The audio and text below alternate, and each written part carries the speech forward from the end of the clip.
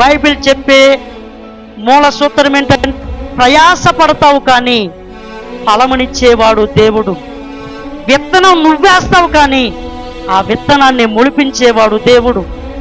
కాబట్టి నువ్వు చదువుకున్నా విజయం ఆయన అవ్వాలి, నువ్వు ఉద్యోగ ప్రయత్నం చేసినా ఉద్యోగం ఆయన అవ్వాలి, నువ్వు ఏం చేసినా దాన్ని ఆయన దీవించాలి. అందుకనే దేవుడు ఏమంటున్నాడంటే, నీకేమేమి కావాలనుకుంటున్నావో ఆ విషయంలో నువ్వు నన్ను వెతకాలి, మొదట నా రాజ్యాన్ని వెతకాలి.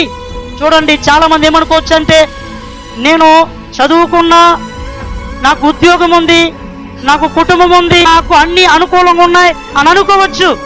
ఆ క్షేమాన్ని అపవాది తన్నుకుపోయే దేవుని బిడ్డల దినములు రాబోతున్నాయి. కాబట్టి దేవుడు ఏమంటున్నారంటే, ఇప్పుడున్న నీ క్షేమాన్ని ఆయన స్థిరపరచాలన్నా, నీ జీవితంలో నీ అడుగును ఆయన సఫలపరచాలన్నా నువ్వు ఆయన సహాయం పొందుకో. కాబట్టి నీ ఒక్క కష్టమే నీ జీవితాన్ని బాగు చేయలేదు. దేవుని బిడ్డలారా, దేవుని యందు భయభక్తులు కలిగి ప్రార్థనాపూర్వకంగా సంపాదించుకోకుండా ఏదైతే నీ జీవితంలో ఉందో, ఏదైతే నువ్వు ప్రయాసపడతా ఉన్నావో ఆ నీ కష్టము వ్యర్థమైపోతుంది. దేవుని బిడ్డలారా, ఎందుకంటే నీ కష్టమును, నీ కష్టార్జితాన్ని ఫలింపజేసేవాడు దేవుడు.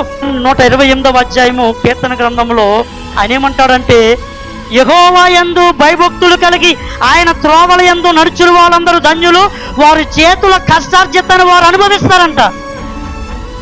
అలా నడవకపోతే వారి కష్టార్జితాన్ని వారు అనుభవించలేరు.